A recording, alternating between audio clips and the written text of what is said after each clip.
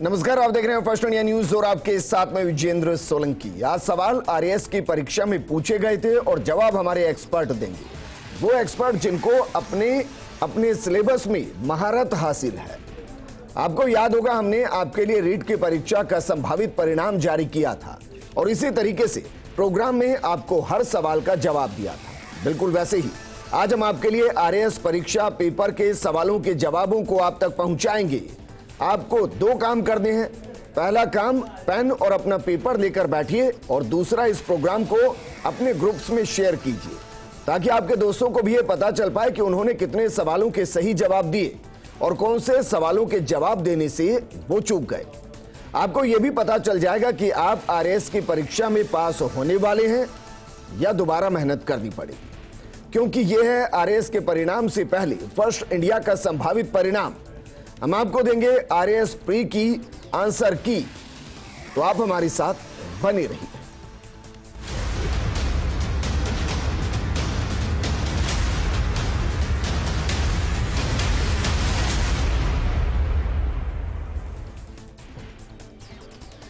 अपने एक्सपर्ट के साथ आपको एक एक सवाल का जवाब दें उससे पहले आपको आरपीएससी की तरफ से जो आज परीक्षा आयोजित की गई आरएएस प्री 2021, इससे जुड़ी कुछ जानकारी देते हैं।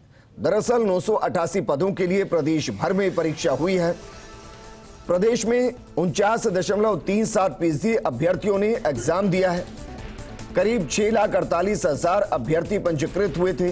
दोपहर 10 बजे से, माफ कीजिएगा, सुबह 10 बजे से दोपहर 1 बजे तक ये परीक्षा आयोजित की गई थी। इस दौरान इंटरनेट बंद रहा था। इंटरनेट बंद इसलिए रहा था ताकि पेपर लीक जैसी समस्याएं, पेपर वायरल होने जैसी समस्याएं सामने न आए। लेकिन दो आंकड़ों पर ध्यान देने की जरूरत है। पहला आंकड़ा तो ये कि प्रदेश भर के अंदर 6,48,000 अभ्यर्थी पंजीकृत हुए थे। दूसरा आंकड़ा है कि प्रदेश में 49.37 अभ्यर्थियों ने ही एग्जाम दिया, यानी कि लगभग 3 लाख अभ्यर्थी ऐसे हैं जिन्होंने एग्जाम दिया है। तो एक तो जिन्होंने एग्जाम दिया उनकी आधी टेंशन ये खत्म, क्योंकि 50% ही बच्चों ने एग्जाम दिया है, तो 50% अपने आप ही इस पेपर से आउट हो गए हैं। अब जो 50% बच गए, लगभग 3 लाख के आसपास जो बच गए, जिन्होंने सुबह 10 बजे से दोपहर 1 बजे तक परीक्षा दी है, उन बच्चों को आज हम पेपर सोल्व करके बताएंगे कि आपने किस सवाल का क्या जवाब दिया है, वो जवाब क्या सही है या फिर गलत है, आपकी कितनी संभावनाएं कि आप आरएएस प्री को क्रैक कर सकते हैं। 150 प्रश्न है, 150 के 150 हम आपके सामने हल करने की कोशिश करेंगे। एक बेहद खास पैनल हमने बुलाने की कोशिश की ताकि आपको ये समझ में आए कि जो सवाल आपने अटेंड किए हैं उनके जवाब क्या कुछ रहे हैं।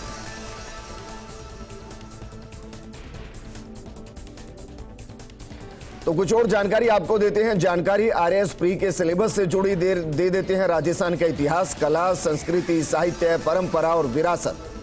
दरअसल भारतीय इतिहास, राजस्थान, भारत और विश्व का भूगोल, भारतीय संविधान, राजनीतिक व्यवस्था और शासन, इसके अलावा राजस्थान की राजनीति और प्रशासनिक व्यवस्था, आर्थिक अवधारणाएं और राजस्थान भारत की अर्थव्यवस्था, इसके अलावा विज्ञान और प्रौद्योगिकी, रीजनिंग और मानसिक क्षमता, इन सबसे इतर करंट अफेयर्स, ये दरअसल सिलेबस का हिस्सा जो आप बेहतर तरीके से जानते हैं क्योंकि आपने तैयारी की है।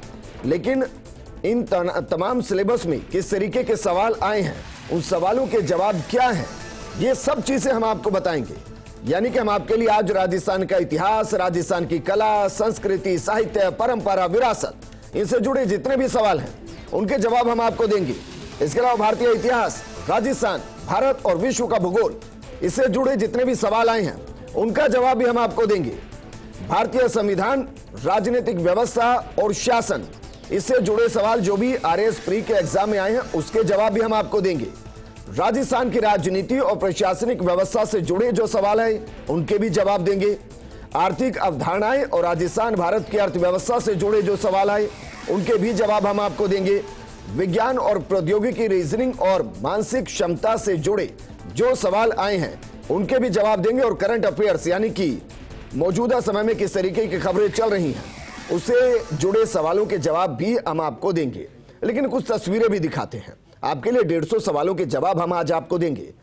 आपको प्रोग्राम में लगातार बने रहना है, वीडियो को शेयर करते चलिए ताकि जो एग्जाम दे रहे हैं, 3 लाख के आसपास बच्चों ने एग्जाम दिया है, वो ये समझ पाए कि आज उन्होंने पेपर को क्रैक किया या कहीं पर चूक हो गई। ये दौसा की तस्वीरें दिखा रहे हैं। दौसा में आरएस प्री परीक्षा शांतिपूर्ण रूप से संपन्न हो गई। परीक्षा में 60.42% अभ्यर्थियों ने परीक्षा दी। दौसा में 29 परीक्षा केंद्रों पर परीक्षा आयोजित की गई। परीक्षा के दौरान व्यवस्थाएं बनाए रखने के लिए कलेक्टर पीयूष समरिया और एसपी अनिल बेनीवाल ने परीक्षा केंद्रों का जायजा लिया।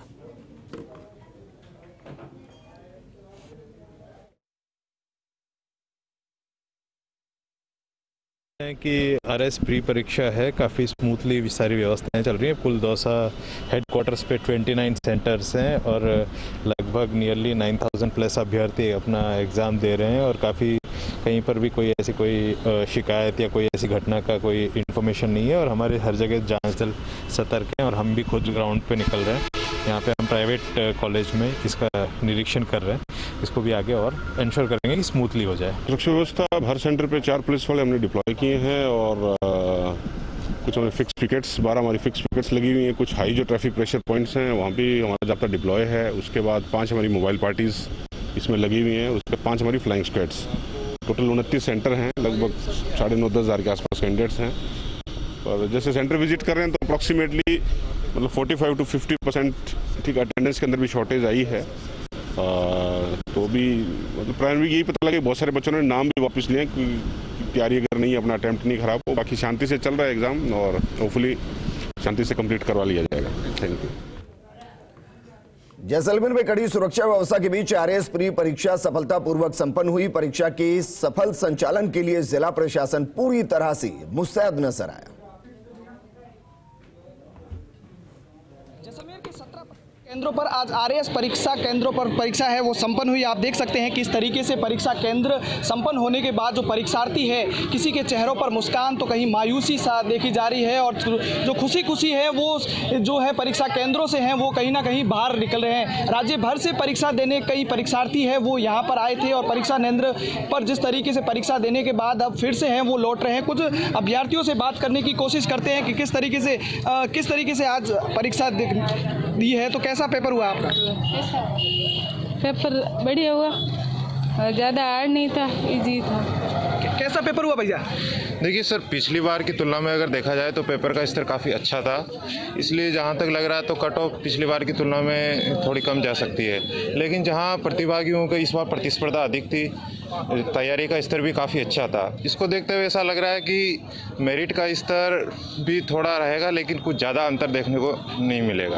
आपका किस तरीके से पेपर आया, किस तरीके का पेपर आया था, किस तरीके से कोई कठिनाई तो नहीं हुई? कुछ भी कठिनाई थी, बहुत अच्छी व्यवस्था थी, अच्छा हुआ पेपर पहले से।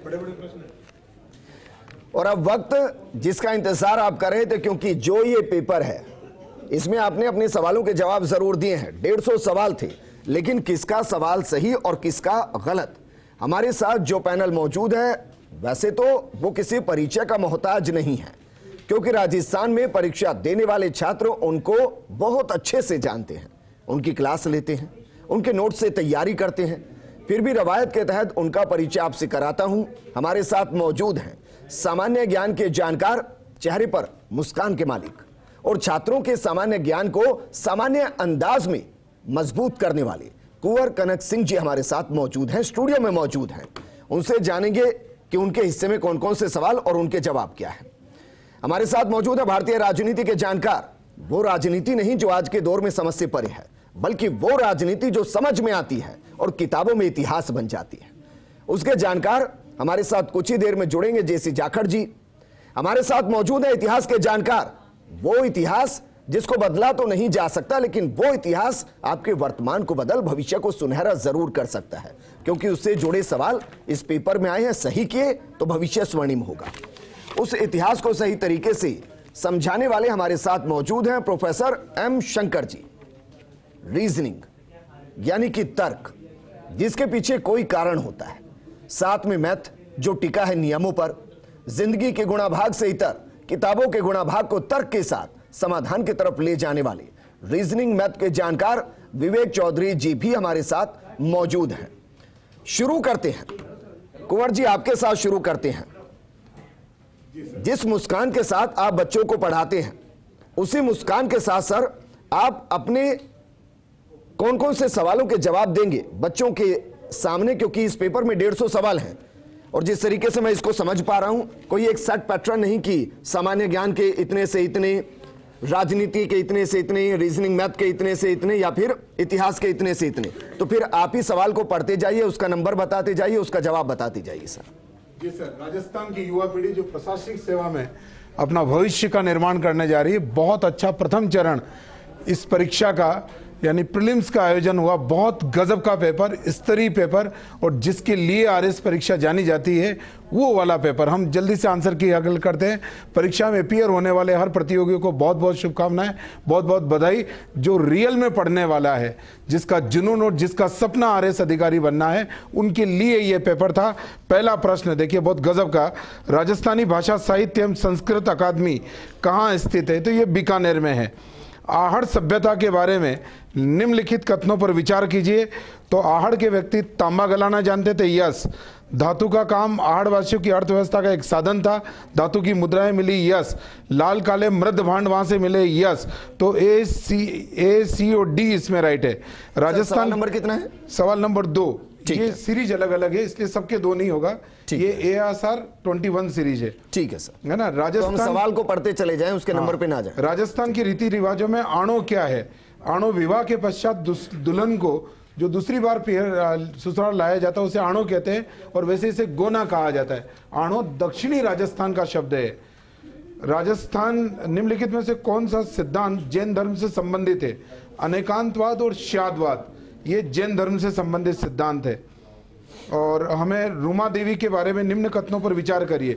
रूमा देवी के बारे में जितने भी कथन इसमें दिए गए उनमें से वो खेतड़ी गांव में पली, ये गलत है ना। वो बाड़मेर के पास पली बड़ी थी। बाकी इसके सारे कथन सही है कि उन्हें भारत के राष्ट्रपति द्वारा 2018 में सम्मानित किया गया, सही। उन्हें हस्तशिल्प के क्षेत्र में जाना जाता है, सही। उन्होंने हजारों महिलाओं को रोजगार में बढ़ावा दिया, सही।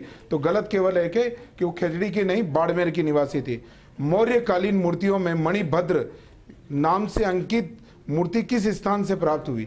जिस मूर्ति के बारे में पूछा गया वो परखम से प्राप्त हुई है। एक मूर्ति और मिली है दीदारगंज से। तो कंफ्यूज नहीं हो आप, प्रश्न को चैलेंज नहीं करें आप।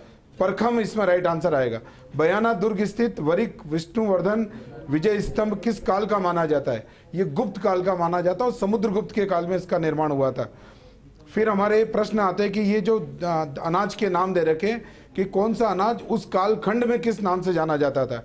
तो इसमें 4 नंबर का जो सुमेलित करो में है वो इसका राइट आंसर है। इस सीरीज का 8th नंबर क्वेश्चन है ये। फिर अगला वाला जो है वो प्रश्न हमारे हिस्ट्री का आ जाता है, प्रोफेसर एम शंकर उसको हल करवाएंगे।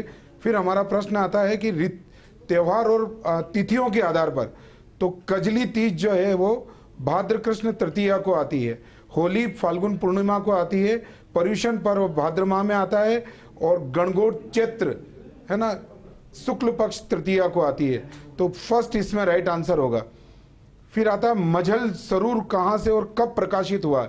बहुत गजब का समाचार पत्र पूछा, बहुत कम लोग जानते हैं, रियल तैयारी करने वाले। भरतपुर 1849। और इस चैनल के माध्यम से राजस्थान के कई लोग आज अपनी की को तैयार करेंगे। चैनल को बहुत बहुत बधाई। फिर अगला प्रश्न है, जोधपुर नरेश मान सिंह की रानी भट्टियानी प्रताप कुंवरी ने अपने द्वारा बनाए गए मंदिर को पुनः अन्यंत्र बनवाया गया, क्योंकि पहले वाला मंदिर जमीन में धंस गया था और ये था तीजा मांझी का मंदिर। हालांकि ये तीजा मांगी का मंदिर है, रियल शब्द थोड़ा सा प्रिंट मिस्टेक है आरपीसी के द्वारा आयोजित। ये आरपीसी अपनी परंपराओं को बरकरार रखे हुए कि वो गलतियां करे बिना मानती नहीं। तीजा मंदिर का मंदिर 4 नंबर इसमें राइट आंसर है। फिर अगला प्रश्न हम लोग चलते हैं, ये वाद्य और वाद्य वादकों से संबंधित है। भपंग, भपंग के जहुर कहाँ है? नड़, नड़ के कर्णा भील है। तो ए इसमें यानी फर्स्ट नंबर इसका राइट आंसर है। मैं जिस सीरीज को लेकर बैठा हूं उसका 70 नंबर क्वेश्चन। फिर अगला प्रश्न हमारा आता है कि संबंधित युद्ध दिए गए हैं और कौन सा युद्ध कब हुआ था? तो गागरोन का युद्ध जो हुआ था वो 1519 में हुआ था। फिर सारंगपुर का युद्ध 1437 में हुआ था। सुमेल का युद्ध 1544 में हुआ था। और साहेबा का युद्ध है ना ये हुआ था 1541-42 में। ये भी सहोबा है, साहेबा नाम दिया गया है। बीकानेर के राव जेत सिंह को जोधपुर के महाराजा राव मालदेव ने इसमें पराजित किया था। टोटी आभूषण शरीर के किस अंग में पहना जाता है? तो कान में पहना जाता है। बखन दास जी, रामदास जी, जसनाथ जी और माधव दास जी राम स्नेही संप्रदाय के संत है ये और फेमस है। उस क्रांतिकारी महिला का नाम बताइए जिसने बिजोलिया किसान आंदोलन में भाग लिया और उसे गिरफ्तार किया गया तथा 1930 के सत्याग्रह, 1932 के सविनय अवज्ञा आंदोलन में भाग लिया और जेल गई। ये अंजना देवी चौधरी थी, ये रामनारायण चौधरी की पत्नी थी।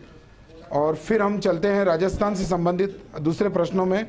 तो अब राजस्थान के प्रश्न इन्होंने फिर दिए हैं लास्ट में जी, स्टार्टिंग में दिए हैं सर, मैं लास्ट में देता हूँ, 1 सेकंड का आपसे टाइम लेता हूँ, फिर अगले वाले प्रश्न में निकाल लेता हूँ राजस्थान जी की। नहीं, हमारे पास ऐसा कोई टाइम बाउंड नहीं है सर, आप लीजिए टाइम, कोई बात नहीं है सर। आप हमें क्या है कि सेकंड घड़ी दिखाते दिखाते डराते रहते हैं, इसलिए हम थोड़ा सा जल्दबाजी में रहते हैं। बाकी आपको साधुवाद भी शुरू होगा, लेकिन अभी ऐसा वक्त नहीं है। आपको बहुत बहुत साधुवाद की राजस्थान के युवाओं के लिए चैनल काम बहुत गजब का कर रहा है। अनुसूचित जनजाति जनसंख्या द्वितीय स्थान पर जो है डूंगरपुर निम्नलिखित में से उप उष्ण पर्णपाती वन पाए जाते हैं। उदयपुर इसका राइट आंसर आएगा। कोपेन के जलवायु वर्गीकरण के अनुसार निम्न में से कौन सा सुमेलित है? लेकिन ऐसा है कि अगर इस प्रश्न को ढंग से देखा जाए, चारों सुमेलित है, लेकिन BWHW बाड़मेर और BSHW श्री गंगानगर, इन दोनों प्रश्नों को लेकर अगर सी इसमें राइट आंसर माना जाता है तो ए और सी वो दोनों राइट माने जाएंगे। अब हम चलते हैं राजस्थान के अगले प्रश्नों में। ये जनरल साइंस आगे जो हमको विवेक चौधरी जी हल करवाएंगे राजस्थान जीके के अन्य प्रश्नों में। अब देखिए आप, यहाँ पर एक प्रश्न आया है, राजस्थान का राज्य पुष्प है रोहिड़ा, एवरीबॉडी नो, निम्नलिखित में से कौन से विटामिन वसा में घुलनशील? ये साइंस का प्रश्न। कड़कनाथ एक किस्म है, मुर्गे की किस्म है, डॉक्टर राजेंद्र सिंह राठौड़ को बहुत पसंद है। ये जो आगे प्रश्न हमारे आते हैं, ये आते हैं भारत वन स्थित रिपोर्ट 2019 के अनुसार निम्न में से किस जिले में बहुत घना जंगल क्षेत्र न्यूनतम है? तो सबसे कम वन जैसलमेर जिले में है ना। हालांकि ओवरऑल वनों में जिले के प्रतिशत में चूरू जिला और वैसे जैसलमेर जिला जी उसमें प्रथम स्थान पर आता है। राजस्थान में सौर वेधशाला कहाँ स्थित है? उदयपुर में है और उदयपुर की फतेह सागर झील में है। और एक बढ़िया बात मैं आपको बताता हूँ कि फतेह सागर झील में स्थित सौर वेधशाला और कैलिफोर्निया की एक दूसरे के आर पार बनी हुई ये सौर वेधशाला है। अब इसके बाद जो है ये प्रश्न कुछ और बच जाते हैं राजस्थान जीके के 2 प्रश्न, और वो मैं आपको हल करा देता हूँ। बहुत अच्छा स्तर का ये पेपर है, RS का लेवल जिसे कहा जाता है वो वाला पुस्तक ये वाला है। तो ये आता है अगला प्रश्न, लास्ट में 2 प्रश्न उसके रह गए हैं।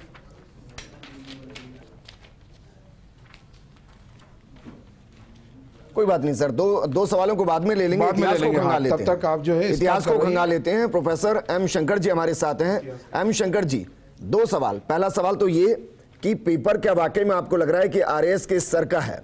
दूसरा ये कि जो सवाल पूछे गए हैं उनके जवाब किस तरीके से दिए जाने चाहिए थे, क्या सही जवाब है? जी सर, जैसा कि पेपर हमने देखा है, पेपर पहली बार ऐसा लगा है कि स्टूडेंट को जो है मेहनत करनी पड़ रही है।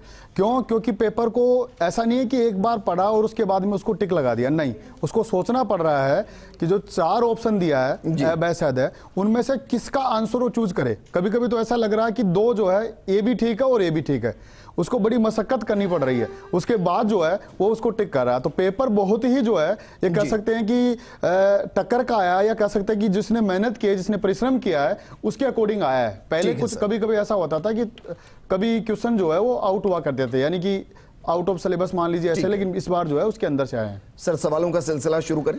हम भारतीय इतिहास के बारे में देखते हैं कि भारतीय इतिहास से संबंधित जो क्वेश्चन आए हैं उनके आंसर क्या है। तो मैं भारतीय इतिहास को, राजस्थान इतिहास से संबंधित जो क्वेश्चन थे कनक सर ने वो बता दिया, मैं भारतीय इतिहास से संबंधित आपको क्वेश्चन बता रहा हूँ। ठीक, हमारे पास जो पेपर जो है वो है ASR 21 सीरीज का है, इसमें इसके अकॉर्डिंग क्वेश्चन चल रहे हैं। उनमें क्वेश्चन नंबर जो है वह है 4th है, उसमें है निम्नलिखित में से कौन से सिद्धांत जैन धर्म से संबंधित है? तो उसमें 4 आंसर है। अनेकांतवाद ऑप्शन जो है, सर्वस्तिवाद, शून्यवाद और शादवाद। ये पूछ रहा है कि जैन धर्म से कौन संबंधित है जी। तो इसमें से 2 गलत है और 2 सही है। जो सही है वो ये पूछ रहा है, तो अनेकांतवाद और शादवाद ये 2 राइट है, और इसके अकॉर्डिंग ऑप्शन जो अपना है वो है फर्स्ट, प्रथम ऑप्शन जो है वो राइट है इसमें। ठीक है। दूसरे नंबर का जो क्वेश्चन है वो है 6 नंबर, शीर्ष नंबर में क्वेश्चन पूछा गया है कि मौर्यकालीन मूर्तियों में मणिभद्र यक्ष नाम से अंकित मूर्ति किस स्थान से प्राप्त हुई है? 4 ऑप्शन दिए, उसमें जो राइट आंसर है वह है परखम से प्राप्त हुई है। परखम राइट आंसर है। 7 नंबर का क्वेश्चन है बयाना दुर्ग स्थित वरिक विष्णुवर्धन विजय स्तंभ किस काल का माना जाता है? बहुत ही अच्छा क्वेश्चन है और इसमें जो है वह है गुप्त काल राइट आंसर है। 4th नंबर का जो है गुप्त काल। 8 नंबर का क्वेश्चन है, उसमें सूची फर्स्ट और सूची सेकंड को आपस में मिलान करना है। बहुत ही उच्च स्तरीय प्रश्न है। इसमें आंसर जो देखते हैं अपन, इसमें वीरी है, मृदंग है, यव है और यक्ष है। इसको चारों को मिलान करेंगे तो आंसर जो है अपना आएगा 3, जिसमें ए में 4, बी में 3, सी में 2 और डी में 1। तो यानी कि 3rd नंबर का आंसर ऑप्शन जो है वो राइट है। ठीक। 9 क्वेश्चन है, उसमें भी सूची 1 और सूची 2 को आपस में मिलाया है। उसमें अपन देख रहे हैं कि हावड़ा षड्यंत्र केस, लाहौर षड्यंत्र केस, दिल्ली षड्यंत्र केस और अलीपुर षड्यंत्र केस, इनको मिलान करना है। तो मैं राइट आंसर बता रहा हूं। हावड़ा षड्यंत्र केस उसे जुड़े हुए जतेंद्र नाथ मुखर्जी, लाहौर षड्यंत्र केस उसे जुड़े राजगुरु, दिल्ली षड्यंत्र केस उसे जुड़े हुए हैं मास्टर अमीन चंद्र और अलीपुर षड्यंत्र केस से जुड़े हुए अरविंद घोष। और इस चारों को ऑप्शन को अपन अगर नीचे खंगाले उसमें देखें तो राइट आंसर जो है वह है 4th नंबर, यानी कि 9th नंबर क्वेश्चन में 4th नंबर का जो आंसर है वो राइट है। फिर 11 नंबर का क्वेश्चन है, वह है विधवा पुनर्विवाह को प्रोत्साहन करने के उद्देश्य से 1871 में राजमुंद्री सोशल रिफॉर्म एसोसिएशन स्थापित किया था। यानी कि किसने स्थापित किया ये पूछ रहा है। उसमें 4 ऑप्शन है। जो राइट आंसर है वह है वीर सेलिंगम द्वारा। वीर सेलिंगम पंतलू उसका पूरा नाम है, तो वीर सेलिंगम द्वारा जो है, यानी कि 2 नंबर जो है वो राइट है। 12 नंबर का क्वेश्चन है, समाचार पत्र मजहरुल सरूर कहां से और कब प्रकाशित होता है? बहुत ही अच्छा क्वेश्चन है। उसका आंसर जो है वह है भरतपुर 1849 में, यानी कि 1849 से में जो है वो पब्लिश हुआ और भरतपुर से पब्लिश हो रहा है, उसी को ये पूछ रहा है। 13 नंबर का क्वेश्चन है, 13 नंबर का, उसमें खतन और कारणों वाला क्वेश्चन पूछा है। उसमें कारणों को उसने हटा दिया, इस बार तीनों ही जो है वो खतन से रिलेटेड पूछा है। वो पूछ रहा है कि निम्न में से कौन से कथन सही है और कौन से गलत है। कथन नंबर 1 है, विजयनगर के शासक कृष्णदेव राय ने अमुक्त मालंदे ग्रंथ की रचना की। ये राइट कथन जो है वो राइट है। कृष्णदेव राय को आंध्र भोज के नाम से भी जाना जाता है, ये कथन भी राइट है जी। उनके दरबार को अलसानी पेडुआ नामक राजकवि सुशोभित करता था, जो संस्कृत एवं तमिल दोनों भाषाओं का ज्ञाता था, ये भी राइट है। तो इसके अकॉर्डिंग जो ऑप्शन है वो है 4th नंबर, यानी सभी तीनों कथन सही है। तो 4th नंबर का जो है वो राइट है। ठीक है शंकर जी, थोड़ा स्पीड में हम कर सकते हैं क्योंकि बच्चे आपसे बहुत पढ़ चुके होंगे, अब तो उनको सिर्फ जवाब चाहिए, थोड़ा स्पीड में सर। 40 नंबर है, सेंट्रल इलेक्ट्रोकेमिकल रिसर्च इंस्टीट्यूट की स्थापना अलग्गा चेटियार द्वारा डॉक्टर शांति स्वरूप भटनागर एवं पंडित जवाहरलाल नेहरू के प्रयासों से कहां और कब की गई? उसका ऑप्शन है 4th, कराईकुडी 1953 राइट आंसर है। 16 नंबर का क्वेश्चन है, 16, भारत छोड़ो आंदोलन के दौरान कलकत्ता बरुआ नामक एक कन्या ने जनता का एक जुलूस निकाला और पुलिस की परवाह न करते हुए थाने में घुसने के प्रयास में गोली खाई। यह घटना किस स्थान की? यह है गोहपुर, असम में है, गोहपुर जिले की घटना है ये। ठीक है।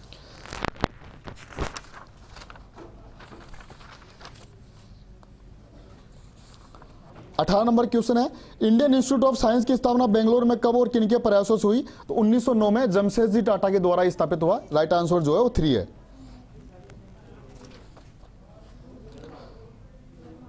23 नंबर का क्वेश्चन जो है उसमें मिलान वाला क्वेश्चन है।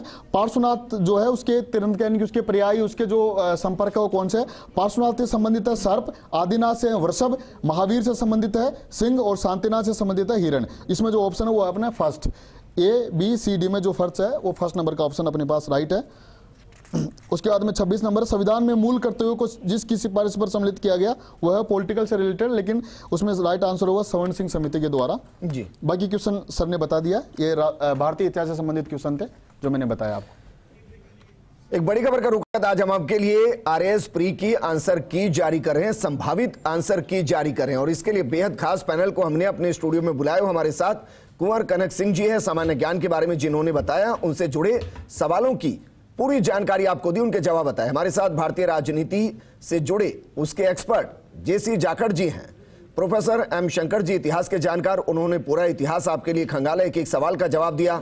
विवेक चौधरी रीजनिंग मैथ के हैं एक्सपर्ट, उनसे भी हम जानेंगे। लेकिन जाखड़ जी, भारतीय राजनीति वर्तमान की नहीं सर, जो समझ में ना आए वो जो किताबों में लिखी गई है वो जिसके जरिए भविष्य बन सकता है, उससे जुड़े सवाल कितने थे, जवाब क्या है? जवाब ये है कि अब की बार पेपर में आपने सही सटीक जब बोला आपने कि राजनीति, वर्तमान, भूत और भविष्य के जो संबंधित प्रस्तावित जो संसद में संशोधन प्रस्तावित थे, तीनों को समाहित कर लिया इसमें जी। और साथ ही इसमें एक और बात कहना चाहूंगा कि अब जो पेपर आया अब की बार पॉलिटी का, उसमें फैक्चुअल भी क्वेश्चन हुआ है जो सामान्य नहीं है, जैसे किसी सिंपल गाइड में मिल जाए। बच्चों की आपत्ति रहती थी कि साहब गाइड में से ऐसे कैसा पेपर आ गया, लेकिन अगर पेपर बहुत अच्छा दिया, उस वो ही बच्चा इसको सही ढंग से कर पाए जो बहुत सीरियस तरीके से तैयारी की, तथ्यात्मक और विश्लेषणात्मक। ठीक है सर, सवालों का सिलसिला शुरू करते हैं जी, बताइए सर। सर पॉलिटी का सबसे पहला सवाल जिसमें मूल कर्तव्यों की बात की गई, किसकी सिफारिश से जोड़े गए, जो सवर्ण सिंह समिति की सिफारिश से जोड़े गए। दूसरा सवाल जो पूछा गया कथन कारण का था, सीएजी नियंत्रक महालेखा परीक्षक के कार्यों के बारे में पूछा गया कि इनका कार्य न केवल व्यय की वैधता सुनिश्चित करना है अपितु औचित्य भी है, और कारण दिया है कि उससे वित्तीय प्रशासन के क्षेत्र में संविधान और संसदीय कानून को बनाए रखना है। इसमें दोनों यानी कथन कारण दोनों सही हैं, लेकिन इसकी व्याख्या नहीं है सर। इसके बाद में आरटीआई अधिनियम के बारे में पूछा गया कि आरटीआई अधिनियम के उद्देश्य क्या नहीं है, जिसमें एक उद्देश्य इसका नहीं है, वो ये है कि समाज की महिलाओं एवं कमजोर तबकों को सशक्त करने के लिए काम करना, ये आरटीआई का उद्देश्य नहीं है। बाकी तीन इसमें उद्देश्य हैं। अगला क्वेश्चन जो राजस्थान विधानसभा के प्रक्रिया तथा कार्य संचालन संबंधी नियमों में पूछा गया, जिसमें पूछा गया कि जो प्राक्कलन समिति ए है वो किस विभाग के अधीन, किसके उसके अधीन कौन सा विभाग नहीं आता, जिसमें होम डिपार्टमेंट है, गृह विभाग आता है जो प्राक्कलन समिति के पार्ट बी के नीचे आता है, और बाकी तीन उसमें आते हैं। इसके अलावा हाई कोर्ट से संबंधित क्वेश्चन पूछा है सर, तथ्यात्मक है लेकिन ये थोड़ा सीरियस है कि हाई कोर्ट के कौन सा न्यायाधीश था जो राजस्थान में राज्य मंत्री रहे। इसमें एक है जस्टिस फारूक हसन है जो राज्य मंत्री भी रहे। इसके अलावा बात करते हैं आर्टिकल 103 की, जिसमें यह पूछा गया है कि राज्यपाल है राष्ट्रपति लोकसभा सदस्यों की अयोग्यता का निर्णय करता है तो किससे परामर्श लेते हैं, वो लेते हैं राष्ट्रीय निर्वाचन आयोग से परामर्श लेते हैं। तो इसमें दो सही है। इसके बाद में पूछा गया कि राजस्थान के कौन मुख्यमंत्री लोकसभा सदस्य नहीं रहे। 4 मुख्यमंत्रियों के नाम दिए, जिसमें हरिदेव जोशी, भैरों सिंह शेखावत, टीकाराम पालीवाल और बरकतुल्ला खान। इसमें टीकाराम पालीवाल एकमात्र जो लोकसभा सदस्य रहे निर्दलीय रूप से, और हरिदेव जोशी, भैरों सिंह शेखावत और बरकतुल्ला खान लोकसभा सदस्य नहीं रहे। अगली बात आती है सर विशाखा बनाम अन्य राजस्थान राज्य मामला किससे संबंधित है। आर्टिकल 21 से संबंधित है। इसमें कहा गया कार्यस्थल पर महिलाओं के यौन उत्पीड़न से संबंधित है, और इसके संबंध में सुप्रीम कोर्ट ने विशाखा गाइडलाइन भी जारी की है सर। इसके बाद में अगला क्वेश्चन जो पॉलिटिक आता है वो ये पूछा गया कि राष्ट्रीय न्यायिक नियुक्ति आयोग NJSC जो कि 2014 में स्थापित हुआ था, इसको असंवैधानिक किया गया। उच्चतम न्यायालय ने कौन सा संशोधन था, ये 99वां संशोधन अधिनियम था जो NJSC संबंधित था, और इसे न्यायिक पुनरावलोकन की शक्ति के तहत इसे असंवैधानिक घोषित कर दिया गया। इसके बाद में अगला सवाल है कि RPSC अपने कार्यों का वार्षिक प्रतिवेदन किसे देता है। ये वार्षिक प्रतिवेदन राज्यपाल को देता है, जैसे UPSC कार्यों का राष्ट्रपति को दिया जाता है। इसके बाद में अगला क्वेश्चन ये था कि राज्य मानवाधिकार आयोग के अध्यक्ष पद पर अध्यक्ष में किसको नियुक्त किया जा सकता है, जिसमें ऑप्शन सही होगा उच्च न्यायालय का मुख्य न्यायाधीश। और हाल ही में संशोधन करके ये प्रावधान भी कर दिया गया कि उच्च न्यायालय का अन्य न्यायाधीश पर अध्यक्ष नियुक्त किया जा सकता है। इसके बाद में अगला क्वेश्चन जो बनता है, कोटेशन दिया गया है एक संविधान सभा के संबंध में कहा गया एक संविधान एक मशीन की तरह बेजान चीज है, इसमें वे लोग जीव फूंकते हैं जो इसका नियंत्रण करते हैं।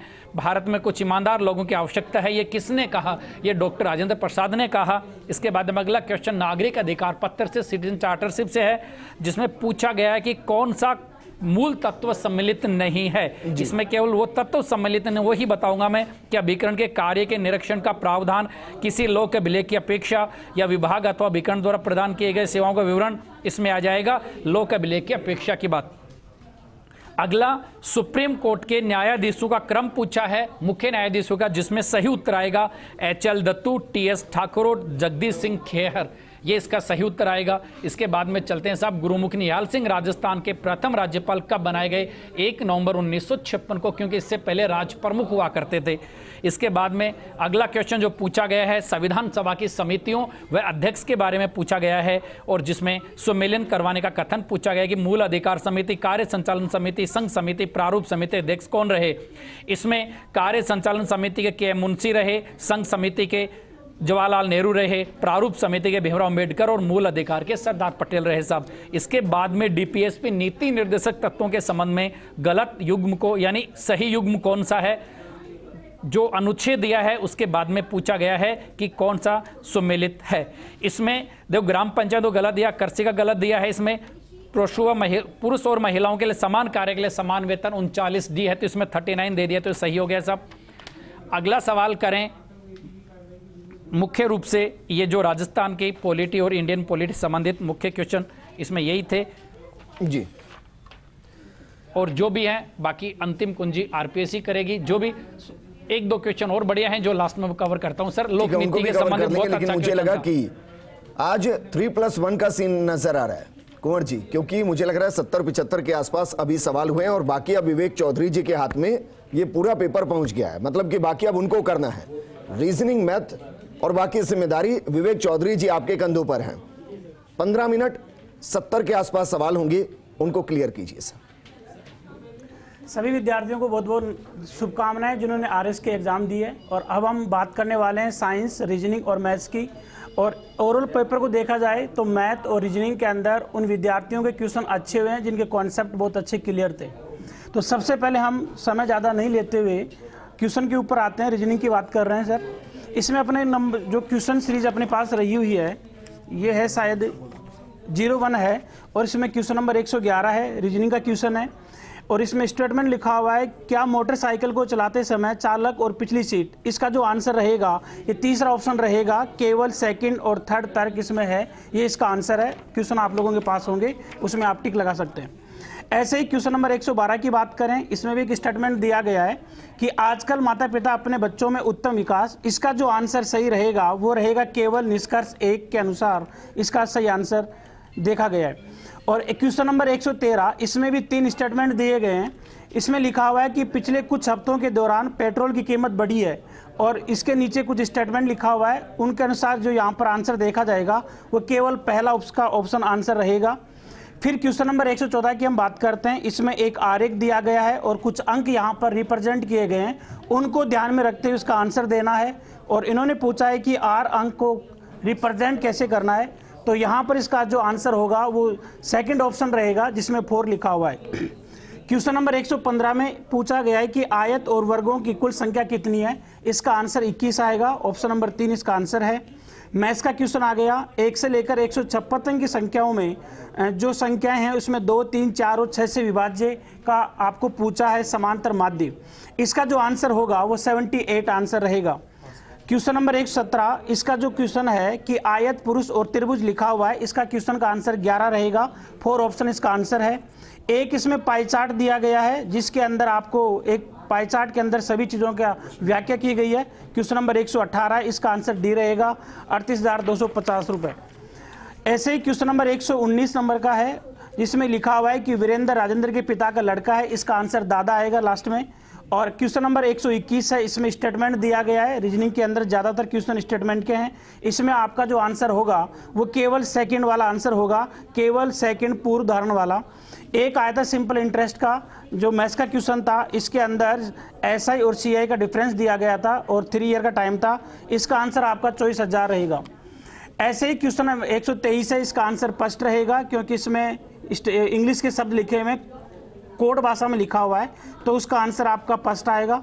ऐसे ही क्वेश्चन नंबर 125 है जिसमें आयताकार कमरा दिया गया है जिसकी 12 मीटर लंबाई है, इसका आंसर डी ऑप्शन रहेगा, 2055 वाला। और एक क्वेश्चन था आपके बास्केटबॉल वाला, इसका तीसरा आंसर आएगा क्योंकि इसमें डायग्राम बना हुआ है डायरेक्ट। एक क्वेश्चन था कि एक पासे को 3 बार फेंका जाता है, इसका आंसर आपका दूसरा ऑप्शन रहेगा। और फिर हम चलते हैं 128 में जिसमें लिखा हुआ है कि 6 लड़कियां और 4 लड़कों का समूह बना हुआ है, इसका आंसर 209 रहेगा। और इसके आगे चलते हैं कि एक थैले में 1 रुपये 50 पैसे, ये जो क्वेश्चन है इसका आंसर 720 रहेगा। और उसके बाद में हम साइंस की बात करते हैं। ये थे आप लोगों के रीजनिंग के क्वेश्चन। और साइंस के अंदर जो क्वेश्चन है इसमें एक तो ये लिखा हुआ है कि स्टेथोस्कोप में रोगी का जो है, इसमें आंसर रहेगा दूसरा ऑप्शन, ध्वनि की बहु अपवर्तन द्वारा। क्वेश्चन नंबर 95 है वो। और एक था इसमें कि एक किस्म पूछी गई है, इसका आंसर रहेगा तीसरा, मुर्गे की किस्म होती है। और एक क्वेश्चन नंबर 97 लिखा हुआ है जिसमें गैस के बारे में पूछा है कि संपीड़ित प्राकृतिक गैस कौन सी होती है, ये मीथेन होती है। एक क्वेश्चन नंबर 98 था जिसमें पूछा गया था कि पिछली सदी में वैश्विक औसत तापमान में कितनी वृद्धि हुई है, इसका आंसर आपका 1.849 वाला रहेगा, लगभग यही क्वेश्चन थे। और एक क्वेश्चन लास्ट का था जिसके अंदर इसका डी आंसर आएगा डाउन सिंड्रोम वाला। और एक क्वेश्चन आया था कि बायोमास का एक उल्टा पिरामिड वाला, इसका आंसर समुद्री रहेगा। ये सर साइंस और मैथ रीजनिंग के क्वेश्चन थे। ठीक है, मुझे लगता है कि कुछ सवाल और मिस हो रहे हैं। जेसी जाखड़ जी बार बार इशारा कर रहे हैं। जाखड़ जी बताइए कौन कौन से सवाल मिस है और उनके जवाब क्या है? सर बहुत महत्वपूर्ण सवाल रह गए, जिसमें एक राज्य विधान परिषद का सवाल है 169 में, उसके संबंध में कौन सा कथन सही नहीं है, जिसमें यह कहा गया है कि केंद्र सरकार इसमें राज्यपाल पर कोई बाध्यता आरोपित नहीं करता है, केंद्र सरकार बाध्यता आरोपित नहीं करते। इसमें आएगा कि केंद्र सरकार पर कोई बाध्यता आरोपित नहीं है, ये सही है इसमें।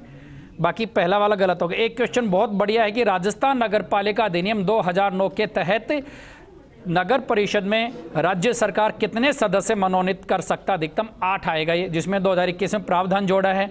एक क्वेश्चन आया कि राज्य निर्वाचन आयोग से संबंधित है, 2 कथन दिए हैं। राज्य निर्वाचन आयोग राजस्थान का गठन दिसंबर 1994 में हुआ, और दूसरा कथन दिया है इसका एक सचिव होता है जो मुख्य निर्वाचन अधिकारी होता है। तो इसमें पहला कथन गलत है, क्योंकि जुलाई 1994 को ये गठित हुआ था, तो एक कथन गलत हो गया। इसके अलावा सर अगला राजस्थान लोकायुक्त के बारे में सवाल है, जो कि ये इसमें ऑप्शन गलत दिए हैं, तो ये डिलीट होने की संभावना है, क्योंकि इसमें ऑप्शन गलत दे दिए, तो इसका उत्तर नहीं बताऊंगा मैं। इसके बाद में राजस्थान पंचायती राज अधिनियम 1994 में किस धारा के तहत ग्राम सेवक का नाम वीडियो किया गया? ये धारा 89 है, जो हाल ही में वीडियो की वैकेंसी भी आई हुई है। इसके अलावा एक और बढ़िया क्वेश्चन जो करंट का भी है, राजस्थान प्रशासनिक सेवा अधिकारियों को पहली बार जिला कलेक्टर के रूप में कब पदस्थापन करने की बात कही गई, यानी आरएस कब जिला कलेक्टर बन सकते हैं? ये 2013 से प्रावधान किया गया। तो ये मुख्य रूप से जो क्वेश्चन थे जो छूट गए थे, ये महत्वपूर्ण सवाल थे, इसलिए मैंने दोबारा से समय सर लिया। एक सवाल का जिक्र आपने किया कि वो सवाल ही गलत पूछा गया, वो सवाल पढ़ा जा सकता है? सवाल क्या है? इसमें पूछा गया कि राजस्थान में लोकायुक्त के संबंध में कौन सा कथन सही है? पहला कथन दिया वह राज्यपाल द्वारा नियुक्त है, सही बात है, एवं विधानसभा के प्रति उत्तरदायी होता है, इसमें ऑप्शन में थोड़ी सी मिस्टेक आ गई। दूसरा, उसका क्षेत्राधिकार में मंत्री, राज्य विधानसभा के सदस्य, उच्च लोक सेवक तक फैला है, तो सब विधानसभा सदस्य शामिल नहीं है, तो इसमें ये ऑप्शन में ये दे दिया। ठीक है। वह भ्रष्टाचार एवं कुप्रशासन के मामलों पर विचार करता है, सही बात है, उसका कार्य आरोपों की जांच करना है, नेकी शिकायतों के आरोपों की जांच करता है। तो बी कथन था, इसमें राज्य विधानसभा के सदस्य शामिल कर दिया। तो इसमें ऑप्शन ऐसे दिए हैं जिसमें डाउटफुल है, तो अंतिम आरपीएससी क्या मानती है, इसे डिलीट करती है, वो उन्हीं के अनुसार की इंतजार करना होगा। एक सवाल के चक्कर में कोर्ट में तो नहीं चले जाएंगे? हाँ, ये सर जाएंगे, क्योंकि ये जो विद्यार्थी जो पढ़ रहा है अभी तक, जो राजस्थान सरकार के द्वारा उपलब्ध जो पुस्तकें हैं उनके आधार पे पढ़ेंगे, तो सभी ऑप्शन गलत हैं। तो बच्चा तो इस आधार पे कोर्ट में जाएगा, साहब जो राजस्थान सरकार हमें उपलब्ध करवा रही है वो हम पढ़ रहे हैं, और उसी पे गलत होगा। ये भी हो सकता है आरपीएससी इसको कहे कि ठीक है 149 में से ही मार्किंग करते हैं। हाँ, ये जो आरपीएससी का अंतिम निर्णय होगा, लेकिन इस पे जो डाउटफुल सवाल जो ऑप्शन दिए हैं, तो विद्यार्थी के पास जो उपलब्ध पुस्तकें हैं उसके आधार पे वो जा सकता है। कुंवर कनक सिंह जी कॉपी को तैयार करके बैठे हुए हैं। अपनी जनरल नॉलेज के लिए पूछ रहा हूं, क्योंकि आप सामान्य ज्ञान के एक्सपर्ट है, तो कोई सवाल बच गया या पूरे हो गए सर? कुछ सवाल और है जिनके जवाब देने हैं, उनके दे देते हैं, फिर बात करते हैं। क्वेश्चन नंबर 53 है, जिनमें पहाड़ियों के नाम और स्थान पूछे गए, इसमें सुमिलित करो। 4 नंबर इसमें राइट आंसर है। क्वेश्चन नंबर 54 है, इसमें स्थान और जगह के नाम पूछे गए हैं। लालगढ़ पैलेस ये बीकानेर में है, त्रिपुरा सुंदरी ये बांसवाड़ा में है, गागरोन का किला झालावाड़ में है, और नाकोड़ा जो है वो बाड़मेर में है। और क्वेश्चन नंबर 55 है, नदियों के उद्गम स्थल यानी कुंभलगढ़ के निकट से निकलती है बनास नदी, और बेड़ज कोठारी इनकी सहायक नदियां हैं, तो 3 नंबर राइट आंसर है जी। निम्नलिखित से कौन उत्तर दक्षिण गलियारे पर स्थित है? तो आगरा वहां पर स्थित है। कौन सा सही सुमेलित है? क्वेश्चन नंबर 57 में कोई राइट आंसर आरपीएससी ढूंढ पाएगी तो मैं उसे बधाई दूंगा। और क्वेश्चन नंबर इसके बाद आता है हमारा 59, जिसमें 4 नंबर राइट आंसर है। क्वेश्चन नंबर 60 में 3 नंबर राइट आंसर है। क्वेश्चन नंबर जो 62 है, हमारे जो इकोनॉमिक्स के एक्सपर्ट है उसके अनुसार गोगेलाव संरक्षित क्षेत्र ये 1 नागौर राइट आंसर है। Question number 63 green energy corridor ये 4 नंबर राइट आंसर है, अजमेर चित्तौड़गढ़ बीकानेर। क्वेश्चन नंबर 64 का जो राइट आंसर है वो है 4, इसमें जिला दिया हुआ और प्रमुख उद्योग दिए हुए हैं। क्वेश्चन नंबर 65 का जो राइट आंसर है वो है गोरेनाय सोरिया सूती वस्त्र, यानी कौन सा सुमेलित है वो पूछा गया था। और क्वेश्चन नंबर 66, थार के मरुस्थल के भाग कौन से हैं? गोडवाड़ प्रदेश यही है, शेखावाटी प्रदेश ये भी है, गग्गर का मैदान भी है, बनास नहीं है। तो ए, बी और डी इसका राइट आंसर आएगा। इस बार जो प्रश्नों का स्वरूप दिया, देखिए एक ऐसी परीक्षा हुई जिसमें ट्रेंड चेंज हुआ है और नेचर चेंज हुआ है, यानी प्रश्नों को पूछने का तरीका बदला है और अप्रोच बदली है जी। क्वेश्चन नंबर 67 का राइट आंसर 1, क्वेश्चन नंबर 68 का राइट आंसर 4, क्वेश्चन नंबर 69 का राइट आंसर 1, क्वेश्चन नंबर 70 का राइट आंसर डोडा बेटा चोटी, वो उसका राइट आंसर है 4, क्वेश्चन नंबर 71 का राइट आंसर है 3, और क्वेश्चन नंबर 72 का राइट आंसर है 2, क्वेश्चन नंबर 73 का राइट आंसर है 1, क्वेश्चन नंबर 75 का राइट आंसर है 2, और ये हमारे महत्वपूर्ण प्रश्न थे। एक और प्रश्न रह गया है, निम्नलिखित में से कौन सा जिला राजस्थान में मरु त्रिकोण भाग में नहीं है? तो जैसलमेर, जोधपुर, बीकानेर और बाड़मेर। तो बाड़मेर इसमें नहीं आएगा। क्वेश्चन नंबर 78 का राइट आंसर है 4, और क्वेश्चन नंबर 79 का राइट आंसर है 1, और क्वेश्चन नंबर 81 का राइट आंसर है 2, क्वेश्चन नंबर 82 का राइट आंसर है 2, क्वेश्चन नंबर 83 का राइट आंसर है 4, क्वेश्चन नंबर 84 का राइट आंसर है 3। ये प्रमुख प्रश्न थे जो फर्स्ट इंडिया के माध्यम से आपके समक्ष पहुंचे। जैसा जीसी जाखड़ सर ने कहा था, कुछ प्रश्न ऐसे हो सकते हैं जिनका पूछने से पहले किसी पुस्तक में उसका उत्तर नहीं हो, लेकिन बाद में कुछ पुस्तकें लाई जाए। अंतिम आरपीएससी जो आंसर की डिक्लेयर करती है, प्रामाणिक तथ्यों के अनुसार वो उत्तर सही माना जाएगा। फर्स्ट इंडिया को बहुत बहुत बधाई कि फर्स्ट इंडिया ने वो काम किया राजस्थान के युवाओं के लिए जिससे वो अपनी मेरिट तय कर सके, हालांकि मेरिट बहुत अधिक नहीं जानी है। उसका कारण ये भी माने कि 50% के आसपास तो बच्चे बैठे ही हैं एग्जाम में, तो 50% तो वैसे ही बाहर हो गए हैं परीक्षा से। जो 50% बैठे हैं उसमें भी पेपर इतना टफ कहें या इतना बेहतरीन कहें कि जो सही तरीके से पढ़ा है वही जाए। आरएस कहा जाता है जी, जिसे लेवल आरएस कहा जाता है, जिसकी अप्रोच आरएस मानी जाती है। लोग मानते हैं कि बोले रट्टे लगाकर कुछ क्वेश्चन आंसर हल करके यूट्यूब के देवता बनकर हम आरएस बनवा देंगे, संभव नहीं है। पढ़ना पड़ेगा और वो पढ़ाई करनी पड़ेगी जो आपको आरएस अधिकारी बनाने का सपना पूरा करती है। अच्छा, एक और सवाल, क्योंकि आप उस प्रोग्राम का हिस्सा थे जब हम रीट के एग्जाम को क्रैक कर रहे थे, आंसर की हम उपलब्ध करा रहे थे। आज हम आरएस प्री की आंसर की उपलब्ध करा रहे हैं। एक शब्द हम बार बार इस्तेमाल करते हैं, संभावित आंसर की। जी सर, हाँ, उसको कितने % संभावित माने, क्योंकि वो परिणाम भी हमने जारी किया, ये परिणाम भी हम जारी कर रहे हैं। जैसा सर आपको बहुत बहुत बधाई हो कि रीट जो राजस्थान में एक बहुत बड़ा उत्सव चला था, उसकी आंसर की माध्यमिक शिक्षा बोर्ड के द्वारा जारी कर दी गई। और फर्स्ट इंडिया चैनल को बहुत बहुत बधाई कि फर्स्ट इंडिया चैनल के माध्यम से टीम मिशन ने जो आंसर की जारी की थी, किसी भी प्रश्न पर विवाद नहीं है और लगभग हर आंसर की जो उससे पहले जारी हुई, सबका अपना अपना सोचने का तरीका था, लेकिन फर्स्ट इंडिया की आंसर की मानक और प्रमाणिक सिद्ध हुई है।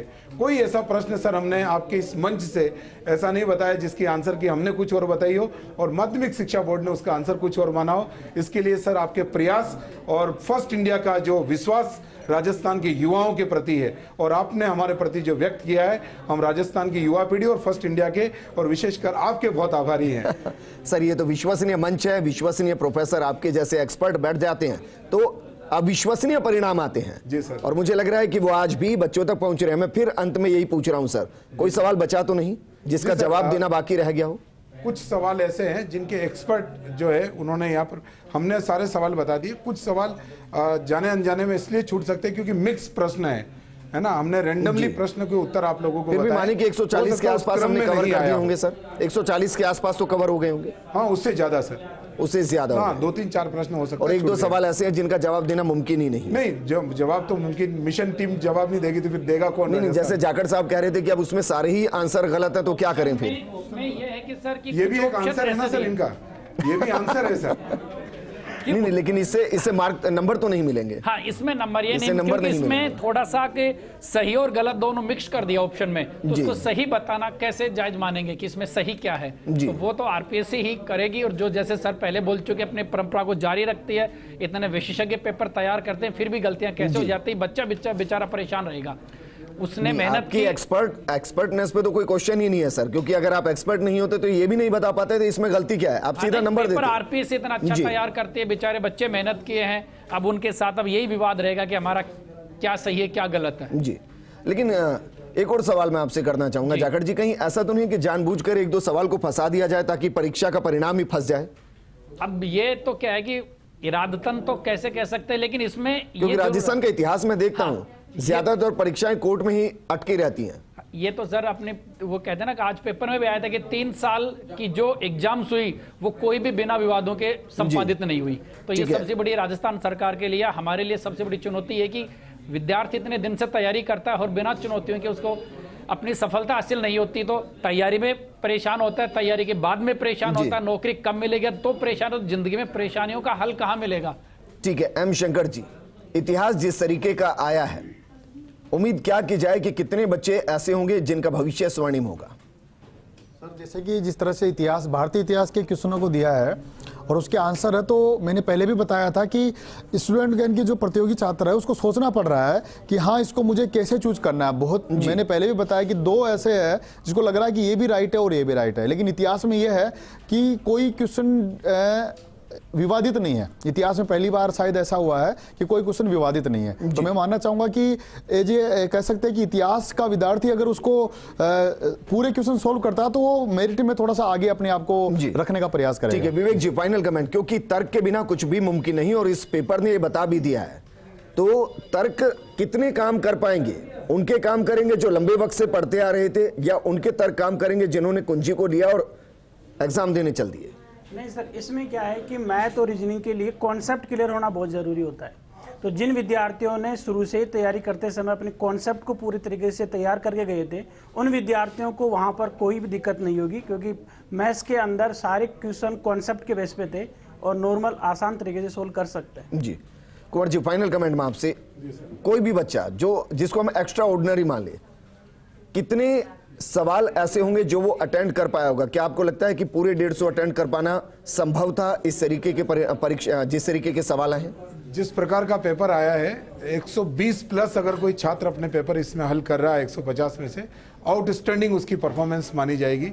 क्योंकि प्रश्न का जो लेवल रहा, प्रश्नों की जो डेप्थ रही और प्रश्नों की जो अप्रोच रही, वो हमारे यहाँ पर इन प्रश्नों के अनुरूप राजस्थान में पढ़ने का ट्रेंड नहीं है, हमारी लर्निंग स्ट्रेंथ वैसी नहीं है। तो बहुत अच्छा पेपर, हालांकि जिन्होंने तैयारी बहुत गजब करी, एनालिटिकल अप्रोच जिनकी रही, माध्यमिक शिक्षा बोर्ड एनसीईआरटी की पुस्तकें और प्रमाणिक पुस्तकों से जो पढ़े हैं अकॉर्डिंग टू सिलेबस की डिमांड के अनुसार, वो 130 के लगभग इसमें हल कर सकते हैं। तो ये आउटस्टैंडिंग परफॉर्मेंस मानी जाएगी। और एवरेज शुक्रिया हमारे साथ जुड़ने के लिए। जाखड़ जी आपका भी शुक्रिया, शंकर जी आपका भी शुक्रिया, विवेक जी आपका भी शुक्रिया। एक बेहतरीन एक्सपर्ट का पैनल हमने आपके लिए इसलिए बैठाया ताकि 1 घंटे में हम आपको ये बता पाएं कि जो आज 3 घंटे आप दे के आए हैं उसका परिणाम क्या है। ये लगभग वही परिणाम है जो आने वाला है। इसलिए आज ही आपको पता चल गया होगा कि आप आरएएस प्री क्रैक कर रहे हैं या अगली बार फिर से बैठना है। नमस्कार।